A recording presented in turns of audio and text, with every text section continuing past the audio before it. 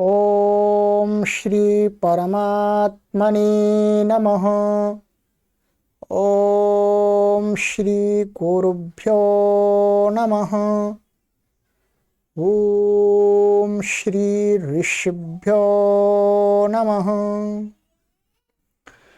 ओम सहना ववतु सहनौ भुनक्तु सह वीर्यं करवावहै तेजस्विनावधीतमस्तु मा विद्विषावहै।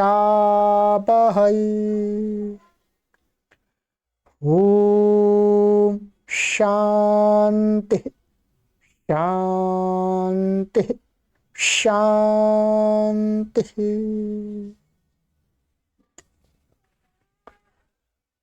सर्वेभ्यो नमः। देववाणी संस्कृतं यूट्यूब चलदृश्यं प्रति भवतां भवतीनां च हार्दं स्वागतम्।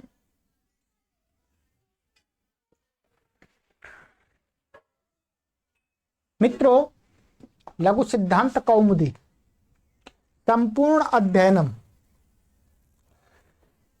कक्षा संख्या 35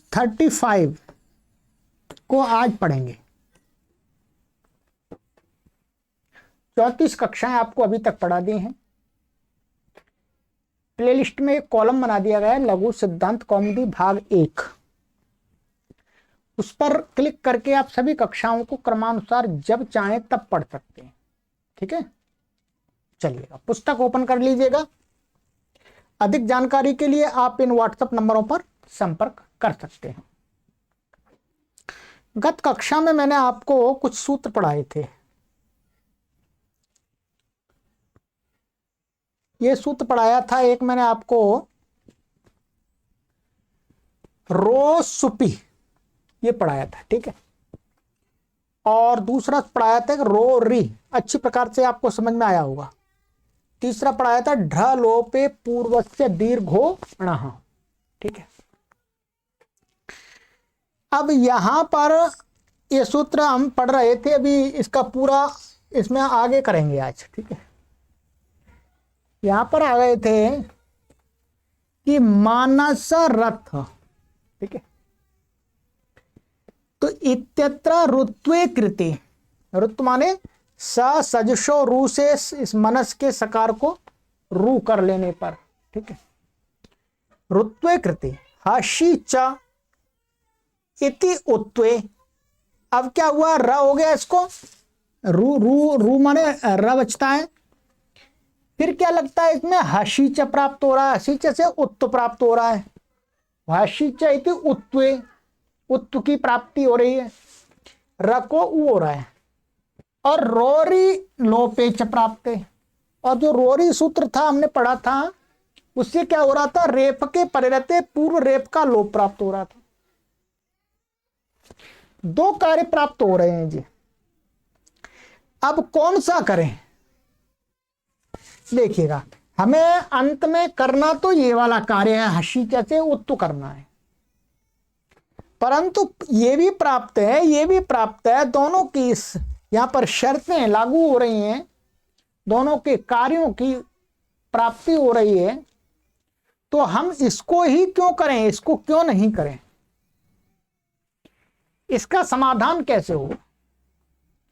तो समाधान के लिए भूमिका बनाई कि हसी च इति उत्वे प्राप्ते, उत्वे रो री इति लोपे प्राप्ते, ये दो कार्य प्राप्त हो रहे हैं, तो दोनों कार्यों में से करना एक काम है, उसके लिए अब कहते हैं आगे कि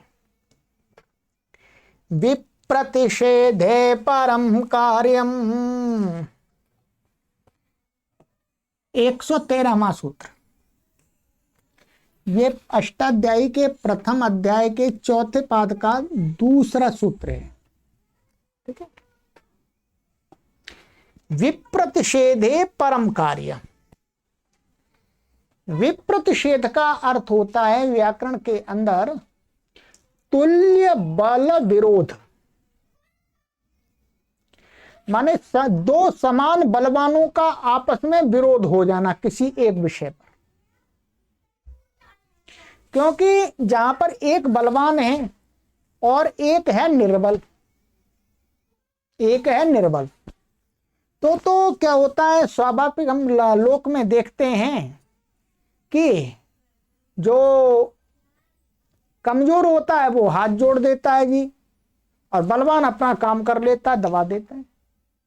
परंतु जहां पर दोनों समान बल वाले आ जाए, फिर वहां क्या कुछ टक्कर होती है ना वो झुकेगा ना ये झुकेगा। तो ऐसे ही शास्त्र के अंदर कहते हैं कि यदि कहीं समान बल वालों का विरोध पैदा हो जाए, क्या समान बल वाले जो सूत्र कार्य करने के लिए आ जाए, तो उसमें कौन सा सूत्र लगाएं?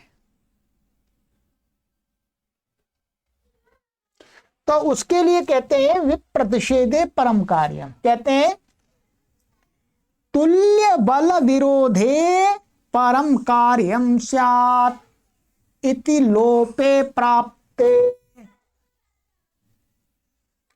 कहते हैं तुल्य बल विरोधे, कि जहां पर दो बलवान, अब जैसे क्या है, हशीचा और रोरी को आचार्य वरदराज महाराज जी ने तुल्य बल वाला माना है।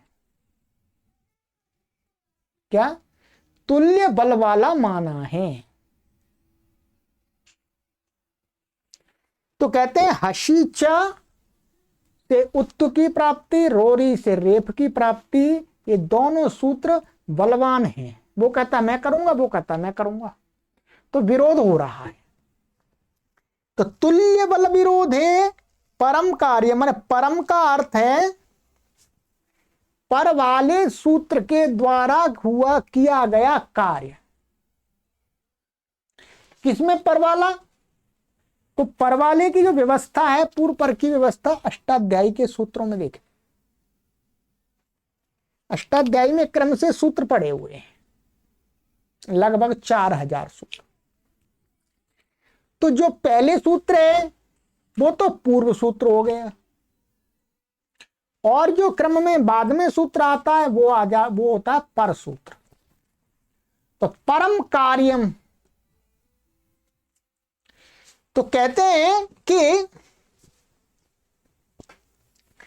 तो पर वाले सूत्र के द्वारा क्या है, अब यहां पर क्या सूत्र है देखिएगा। पहले जो हशीच सूत्र है, क्या ये हशीच, ये है आपका 6वें अध्याय के प्रथम पाद का, संख्या भी लिख देता हूं मैं, ठीक है, ऊपर पढ़ लिया था हमने, वैसे अष्टाध्याय की संख्या लिख देता हूं। यह 110वां है, इसमें अष्टाध्यायी में 110वां हो सकता है, यहां पर कुछ आगे पीछे हो। और जो रोरी तो हमने पढ़ा ही था। ये जो सूत्र है, ये रोरी, ये क्या 8वें अध्याय के 3रे पाद का है, ध्यान देंगे। कहां का? 8वें अध्याय के 3रे पाद का 16वां सूत्र है ये। अब ये सूत्र है बाद में क्रम में, और ये है पहले।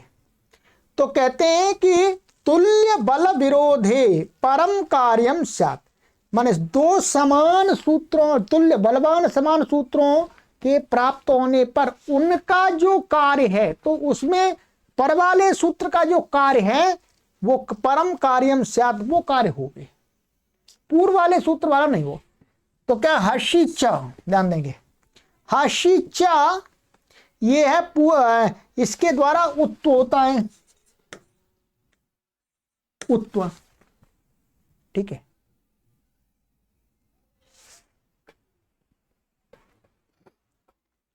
और इसके द्वारा रलोप होता है, रलोप और उत्व ये कार्य है। तो ये है पहले वाले सूत्र का कार्य, है पर वाला, तो क्या पर वाला कार्य होगा। अब इस सूत्र के नियम से पर वाला रेप का लोप प्राप्त, इति लोपे प्राप्ते, माने इस प्रकार से रेप का लोप प्राप्त होने पर, रेप का लोप प्राप्त हो जाए तो कार्य अनिष्ट बन जाएगा। तो कहते हैं फिर एक और व्यवस्था इसमें बनाई, कहते हैं पूर्वत्रा सिद्धमिति रोरित्यस्य सिद्धत्वात् उत्तमेव मनोरथ। अब क्या है, इसके ऊपर एक व्यवस्था और बनाई है महर्षि पाणिनि ने, एक सूत्र बनाया है पूर्वत्रा सिद्धम। ये 8वें अध्याय के द्वितीय पाद का प्रथम सूत्र है। क्या है ये जो सूत्र है वास्तव में पूर्वत्रा सिद्धम, ये क्या 8-2-1 8वें अध्याय के दूसरे पाद का पहला सूत्र है। पूर्वत्रा सिद्धम मैंने आपको पहले भी बताया था, फिर समझिएगा, बार बार समझा देने से ये समझ में आ जाएगा, ठीक है।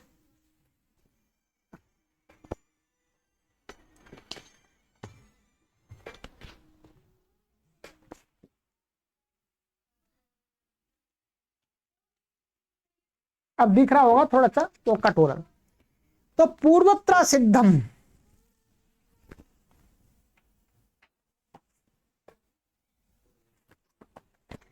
तो यहां अष्टाध्यायी में एक व्यवस्था बनाई महर्षि पाणिनि ने कि 7 अध्याय और ये हो गया अध्याय और 3 पाद, ठीक है।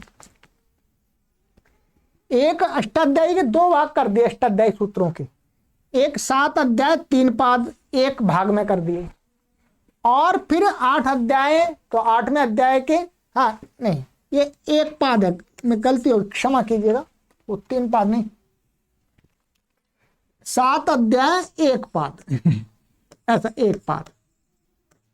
कुछ बोलना चाहते हैं परंतु कुछ मुख से कभी कभी ऐसा निकल जाता अलग।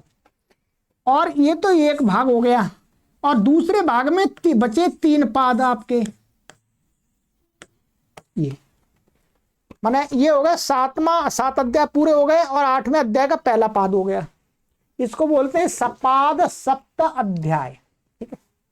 और ये बोलते हैं त्रिपाद, ये 3 पाद हैं 8वें अध्याय के। तो इनके अंदर 7 अध्याय 1 पाद के अंदर जो सूत्र पड़े हुए हैं वो सूत्र है बलवान, और 8वें अध्याय के 3 पादों में पड़े हुए सूत्र हैं निर्बल। क्या है निर्बल? यदि ये 8वें अध्याय के तीसरे पाद का कोई सूत्र कार्य कर रहा है और इधर 7 अध्याय के 1 पाद में का कोई सूत्र कार्य कर रहा है, तो क्या है ये सूत्र निर्बल है। ये नीचे हाथ जोड़ देते हैं, नहीं भाई हम नहीं,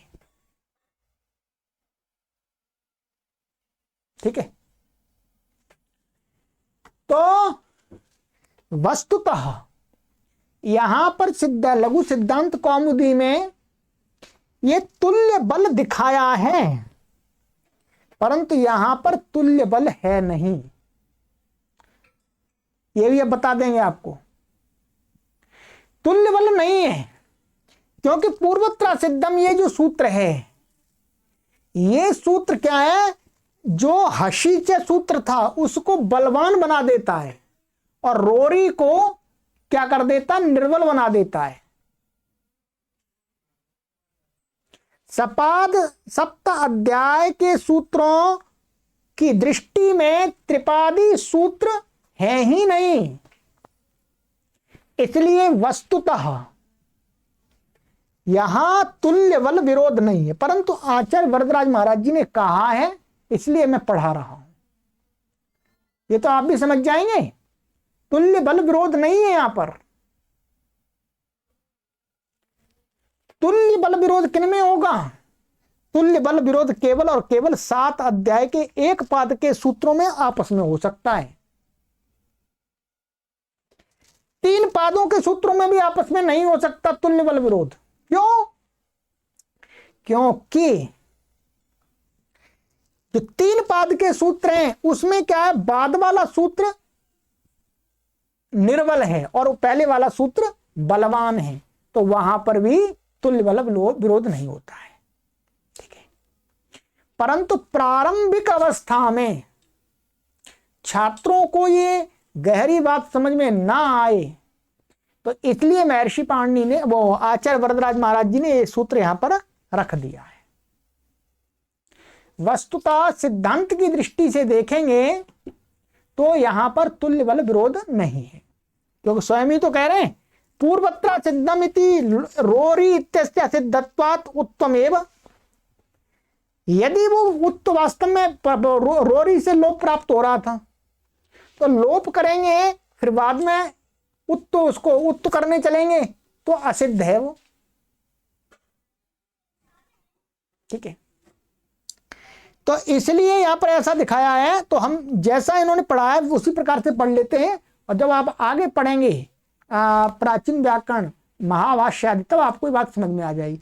तो कहते हैं इति लोपे प्राप्ते पूर्वत्र सिद्धम से क्या हुआ, ये जो हशीच से उत्त था, वो उत्त की दृष्टि में रोरी का जो लोप है, ये रोरी जो सूत्र है इसके तो लोप वो असिद्ध होने लगा।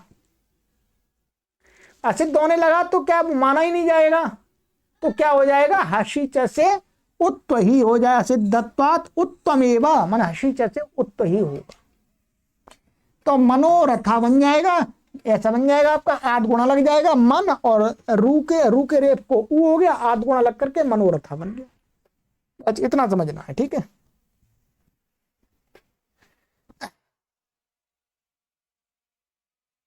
ये तो मैंने बता दिया, ठीक है। अब चलते हैं आगे।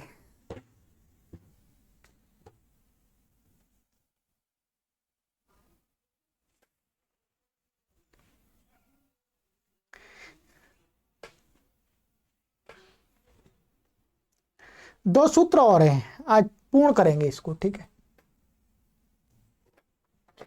114वां, एतत्तदो सुलोपो कोरनई समासे हली।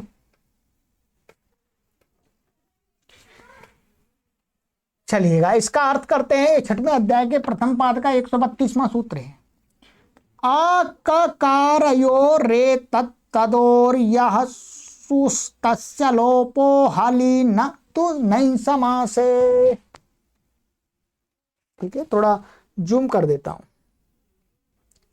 ये सूत्र कहता है, इसका अर्थ करते हैं आचार्य वरदराज महाराज जी कि अककारयो एतत् तदोह, माने एतद और तद दो सर्वनाम है, तो कहते हैं जब उनके रूप चलाते हैं तीनों वचनों में, तीनों लिंगों में, सभी विभक्तियों, तो कह रहे हैं ऐसा शब्द तद और एतद जिसमें का ना हो, तो का तो है ही नहीं कहीं भाई, ये तो तद है और ये है एतद, इसमें का तो है ही नहीं कहीं, का तो है ही नहीं। फिर भी अर्थात इनको कभी कभी क्या है, एक प्रत्यय होकर के, अकच्छ प्रत्यय होता है एक, तो अकच्छ प्रत्यय होकर के इसमें तकद एक ए तकद ऐसे बन जाते हैं, ये का आ जाता है, तब की बात कह रहे हैं।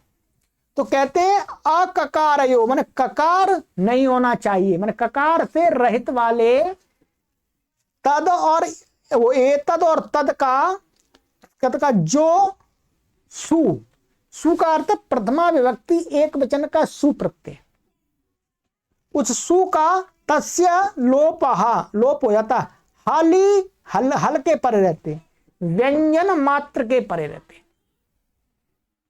क्या व्यंजन मात्र के परे रहते तद और एतद के जो प्रथमा व्यक्ति एक वचन का सु है उसका लोप हो जाता है। यदि कोई व्यंजन वाला शब्द आ रहा आगे, तो व्यंजन आदि वाला, न तो नई समास है, परंतु नई समास में यदि एक शब्द और तद शब्द चले जाएंगे तो उससे उतर जो सु आएगा फिर लोप नहीं होगा। ठीक है, अभी दिखाएंगे उदाहरण। जैसे एष विष्णु, यहां पर क्या होगा, एष विष्णु, या वा आ गया, हल आ गया, तो इसका जो सु था एष बन जाता है, एष आपको एतत् का एष बन जाता है। ठीक है, तो यहां पर जो सु था उसका लोप हो गया इसी सूत्र से। ठीक है। ऐसे ही शंभु, तो यहां पर भी तद का स बन जाता है प्रथमा व्यक्ति एक वचन में, तो उससे उत्तर जो प्रथमा व्यक्ति एक वचन का सु है उसका लोप हो गया। ठीक है।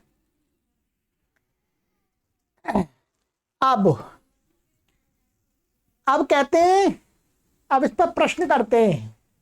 अको हो माने इसमें ये अको पड़ा हुआ है, ककार रहित, यो पड़ा ना अककार यो माने ककार वाले नहीं होने चाहिए, तो कहते ककार वाले कहां मिलते हैं, तो कहते अकोह किम एशको रुद्रः। अब यहां पर क्या हुआ, एतद शब्द का एशका बन गया, क्या बन गया, एशका। तो यहां पर क्या है, अकच एतद शब्द से अकच प्रत्यय आकर के एशका बन जाता है। तो यहां पर इससे उत्तर एशका, एशको रुद्र में सु का लोप नहीं हो सकता व्यंजन के पहले, क्योंकि ये ककार वाला एतद शब्द है। तो इसमें क्या लग जाता है, हशीच लग जाता है। फिर हशीच से क्या हो जाता है, उत्प होकर के, हशीच से रू के रेफ को वो सा को रू हो जाता है, और रू के रेफ को उत्त हो जाता है, आध गुण अलग करके एशको रुद्र ऐसा बन जाता है। ठीक है। कहते हैं ऐसे ही दूसरे का भी बन जाएगा। ठीक है। सकाह तो सको रुद्र।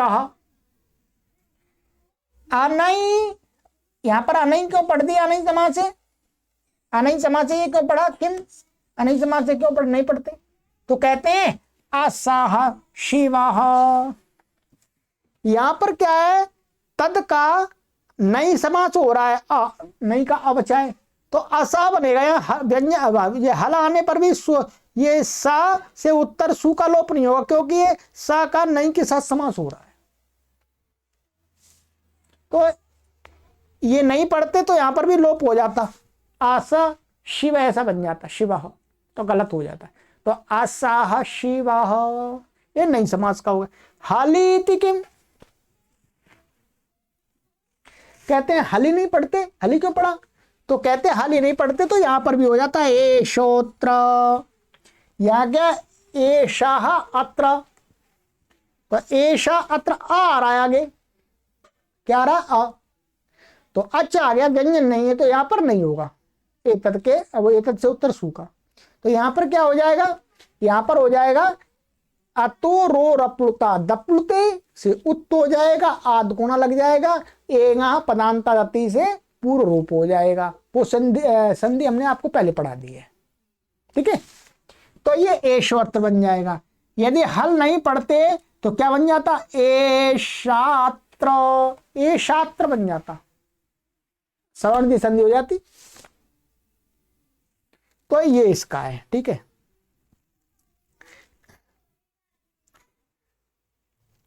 यहां पर ये बताया था मैंने, ये अकच प्रत्यय होकर के ये शका बनता है। ठीक है। और ये असाह ये नई समाज का है, इतना तो समझ में आएगा आपको। ठीक है। चलिएगा, संधि प्रकरण का अंतिम सूत्र।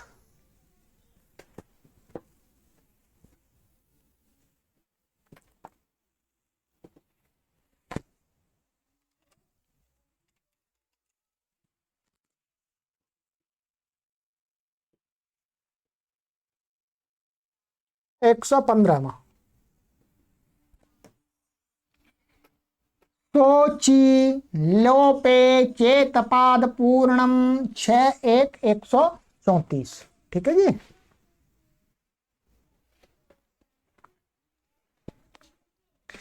कहते हैं सा इत्यस्य सोर्लोपः स्यादचि पादश्चे लोपे सत्येव पूरेत। समझ लीजिएगा। कहते हैं सह, सह का मतलब तद का प्रथमा व्यक्ति का एक वचन का रूप सह है वास्तव में। तो सह इत्यस्य सोह माने सा क्या है, सा का जो, ये वास्तव में ऐसा ही तो था, सा और ये सा, ये तो तद का, ये क्या तद था पहले, तद को क्या हो जाता है, सा हो जाता है ये, और ये है सु का सा, तो ये स का सु हो गया। त इत्यस्य सोर लोप स्यात्, माने इसका लोप हो जाएगा। कहते हैं अच्छी, अच के परे रहते। पूर्व वाले सूत्र से तो क्या कहा था, व्यंजन के परे रहते। इस सूत्र से क्या कह रहे हैं, अच के परे रहते ही लोप हो जाएगा। परंतु कब, कहते हैं पादश्चेत लोपे सत्येव पूरेत। जो श्लोक होते हैं या मंत्र होते हैं उनके अंदर पाद होते हैं, प्राय करके 4 पाद होते हैं। तो पाद की एक व्यवस्था बनाई गई है छंद शास्त्र में कि इस श्लोक के इस पाद का, पाद में इतने वर्ण होने चाहिए, इतने वर्ण होने चाहिए। वर्ण का मतलब है जो स्वर माने अच होते हैं उनकी संख्या गणना की जाती है। तो यदि सु के लो माने सु के सकार का लोप होने पर यदि पाद पूरा हो रहा हो और सु का लोप ना करने पर पाद अधूरा रह रहा हो, तो क्या है, पाद पूरा करने के लिए तो अच के परे रहते भी लोप हो जाएगा। समझना आपको थोड़ा सा, मैं गहराई में आपको समझाऊंगा। तो पाद चेत लोपे, इस सके लोप होने पर पाद पूरा होवे तो, यदि पाद पूरे होने और ना होने की कोई बात नहीं है तो नहीं होगा। तो कहते हैं यहां पर से मामा विद्धि प्रवृत्तिम, और ये एक पाद हो गया। ये वास्तव में एक पाद नहीं है, इसमें और जोड़ना पड़ेगा। ठीक है, ये क्या है आपका,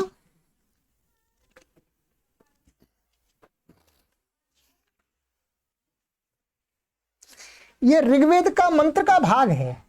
ये क्या है, ऋग्वेद के मंत्र का भाग है। और ये जो भाग है पाठ ये जगती छंद का है। और जगती छंद में क्या होता है, प्रत्येक पाद में 12 अक्षर होते हैं। कितने होते हैं, 12। इसका मतलब हो गया 12 चौक 48 अक्षर होते हैं जगती छंद में। तो यहां पर इसमें आगे और है, यह प्रवृत्तिम ई शे ना ए नहीं, यहां पर ऐसे प्रवृत्तिम, ये अनुस्वार आ जाएगा या प्रवृत्तिम यम या ईशिशे, ऐसा है ये।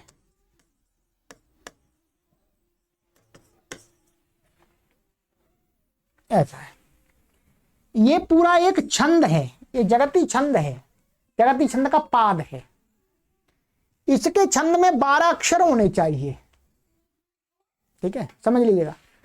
तो अभी देखिए कितने अक्षर हो रहे हैं आपके, 1 2 3 4 5 6 7 8 9 10 11 12 इसमें अक्षर हो गए। ये बताए व्यंजन नहीं गिने जाएंगे, केवल ये अच गिने जाएंगे बस। ठीक है, यहां पर क्या था, ये ऐसा था, ये सा और ये सु का सा है। ठीक है, और आगे है इमाम अबिद्धि,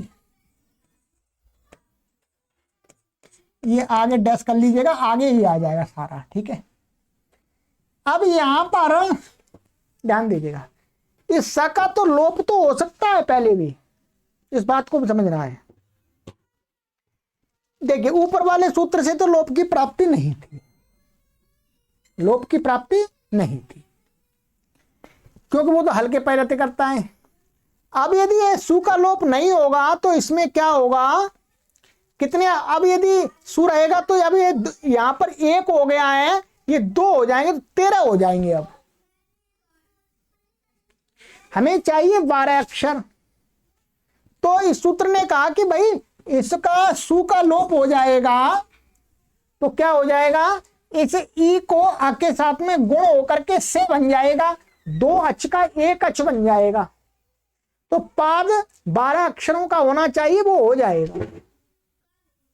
तो इसलिए यहां पर लोप हो जाता है। अच्छा जी, कोई ये कहे कि इसका लोप तो वैसे भी हो जाएगा, कैसे हो जाएगा? तो हमने पीछे संधि आपको पढ़ाई थी इसी विसर्ग संधि में कि भो भगो अघो अपूर्वस्य योषी। सूत्र देखिएगा, कौन सा सूत्र था, ये संख्या बता देता हूं आपको। ये था लघु सिद्धांत कौमुदी में 108वां सूत्र था, 108वां। यहां पर क्या हम ऐसा कोई कहे, कोई शंका उठाने लगे कि भाई यहां पर तो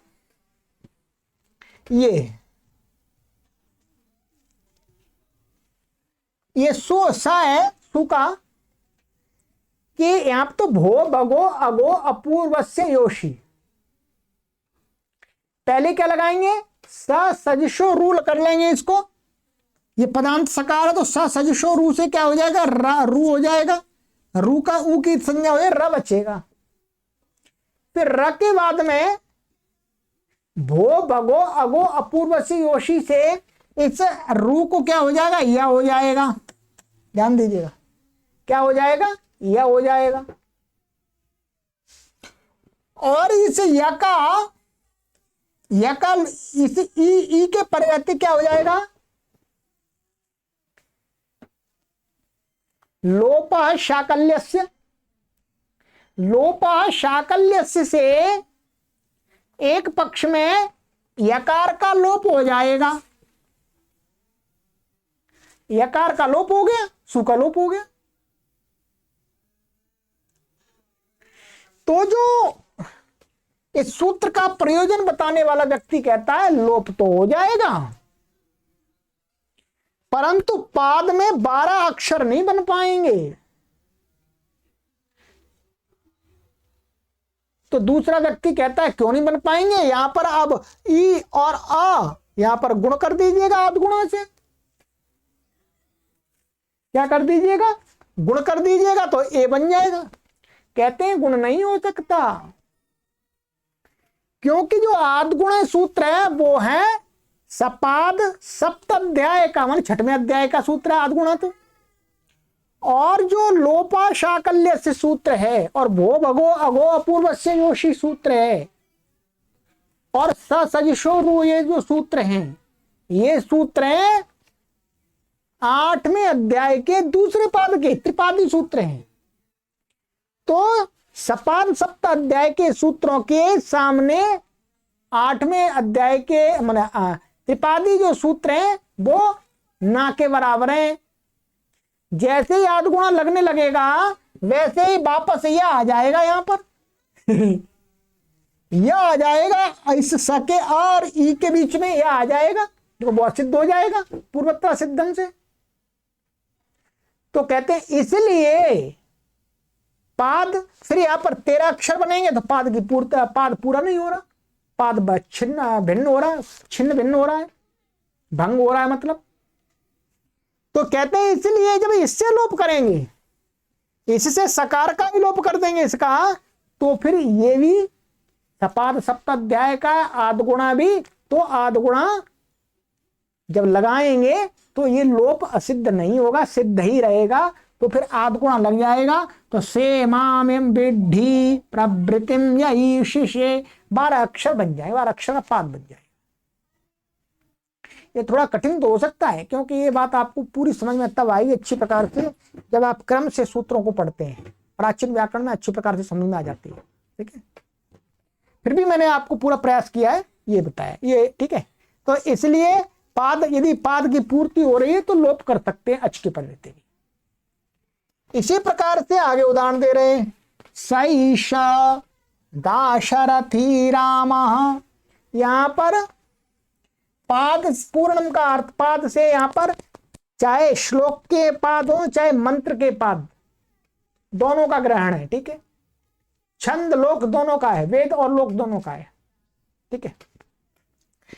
अब यहां पर क्या है, देखिए ये अनुष्टुप छंद का एक पाद, अनुष्टुप छंद में 8 अक्षर होते हैं एक पाद में। कितने होते हैं, 8 अक्षर। तो यहां पर क्या है, ये अलग अलग ऐसा है, सा, ये वास्तव में साह एषः, ठीक है। एषा, एषा का तो जो सा है उसका तो लोप हो जाएगा द के परे रहते पूर्व वाले सूत्र से। अब यहां पर ये सु का जो ये विसर्ग दिख रहा है, सु है, तो सा के सु, स का, यदि यहां पर वही प्रक्रिया वही करेंगे, सा सजशो रूह और भो भगो अगो पूर्व से योशी लोपा शाकल्य से, तो वो असिद्ध हो जाएगा। तो यहां पर क्या है, ये 8 अक्षर हैं, ये अलग अलग रह जाएंगे। तो ये अभी 2 का 1 बन गया है, आ और ए का आई, तो यहाँ 2 हो जाएंगे, आ और ए, 13, यहाँ 9 अक्षर बन रहे हैं। क्या 9 बन रहे हैं, ठीक है। तो कहते हैं 8 अक्षर हो जाते हैं लोप करके। यदि सूत्र से इसका लोप कर देंगे तो क्या है, आध गुणा लगे, यहां पर वृद्धरेची लग जाएगा, यहां वृद्धरेची लगेगा, ठीक है। तो वृद्धरेची से दोनों का आ और आई, ए का आई बन जाएगा, 1 बन जाएगा, तो 8 हो जाएंगे। 1 2 3 4 5 6 7 8, 8 हो गए, ठीक है। तो इसलिए यहां पर सु का लोप हो जाएगा इस सूत्र से। उस प्रक्रिया से करेंगे तो लोप तो हो जाएगा, परंतु अक्षर 9 बनेंगे, पाद भंग हो जाएगा। तो पाद भंग ना हो, पाद पूरा हो जाए, सही हो जाए। जो ये अनुष्टुप छंद है, तो कोई भी छंद हो तो उसके पाद में जितने भी अक्षर होने चाहिए उतने अक्षर यदि सके लोप करने से हो रहे हैं तो लोप कर देते हैं, अच के पर रहते। इस सूत्र का ये अर्थ है। तो ये यहां पर ऐसे कर दिया। चलिएगा, ये तो आपका हो गया जी विसर्ग संधि समाप्त। लघु सिद्धांत कौमुदी में जितनी संधियां पढ़ाई हैं उतनी मैंने आपको पूरी पढ़ा दी है समझा करके, ठीक है। हो सकता है बहुत सारे पाठकों को पूरी तरह से ये संधियां समझ में नहीं आई होंगी, क्योंकि इन संधियों में कठिन कठिन संधियां भी हैं। पर अभी इनके अलावा और भी संधियां हैं जो आपको नव्य व्याकरण की प्रक्रिया में सिद्धांत कौमुदी में पढ़ने को मिलेंगी, और प्राचीन व्याकरण की प्रक्रिया में तो आपको काशिका या प्रथमा वृत्ति में पढ़ने को मिल जाएगी। परीक्षार्थियों की दृष्टि से ये सभी संधियां बहुत महत्वपूर्ण हैं। बस इन्हीं में से परीक्षार्थियों के लिए संधियां आती हैं, है ना। कॉम्पिटिटिव एग्जाम की तैयारी करते हैं उसके लिए, अथवा आप MA BA शास्त्री आचार्य कर रहे हैं तो इनमें से संधियां आती हैं। तो आप यदि इतने संधि प्रकरणों को पढ़ लेते हैं तो आप काफी ज्ञान संधियों का अर्जित कर लेते हैं, पर्याप्त, ठीक है। पर ध्यान रखेंगे, एक बार पढ़ने से बात नहीं बनेगी, इनको बार बार आपको बीच बीच में आवृत्ति करते रहना होगा, देखते रहना होगा। चाहे पुस्तक में देखिएगा, नहीं समझ में आए तो यहाँ हमने वीडियो के जो टाइटल दिया उसमें संख्या लिख दी है सूत्रों की। कभी कोई सूत्र फिर समझ में नहीं आता, उसी वीडियो को ओपन कीजिएगा, पढ़िएगा, समझिएगा, चलिएगा। तो अब हम क्या करेंगे, अभी इसकी परीक्षा नहीं लेंगे हम, आपकी परीक्षा अब लेंगे। अब इसके बाद में आरंभ होगा षडलिंग प्रकरण। क्या होगा, षडलिंग प्रकरण, पूरा षडलिंग प्रकरण पढ़ाएंगे। उसके बाद में संधियों के साथ में आपकी परीक्षा ली जाएगी, ठीक है। लगातार कक्षा चलाएंगे, ठीक है। तो अब अगली कक्षा में हमारा षडलिंग प्रकरण आरंभ हो जाएगा, जो लघु सिद्धांत कौमुदी का बहुत महत्वपूर्ण प्रकरण है, ठीक है। चलिएगा, अपने मित्रों को भी शेयर करते रहिएगा। सर्वेभ्यो नमः।